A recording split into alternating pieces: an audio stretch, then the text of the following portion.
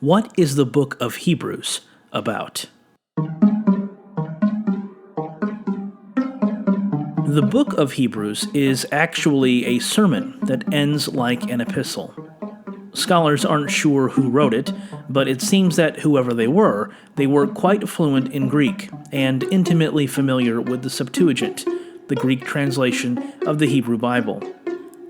Scholars also aren't sure when it was written, or even from where it was written, though based on the level of Greek composition and the literacy that would have been required to read it, it was likely composed outside of Palestine, perhaps in Italy. This sermon is fundamentally about one thing: the superiority of Jesus.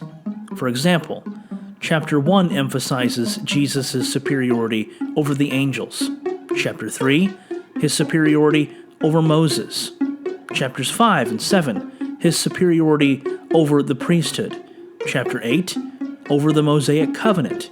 Chapters 9 and 10, over the tabernacle and the old sacrificial system. But punctuating these are a number of warning passages, places where the author exhorts his audience to pay attention to what they've learned and to avoid, at all cost, disobedience. Beginning in chapter 11, the author presents the great heroes of the Jewish faith, who maintained their trust in God during tests and trials. At the conclusion in chapter 12, the author encourages his readers to look to Jesus, the one who was persecuted, faced great suffering, and was nailed to a cross.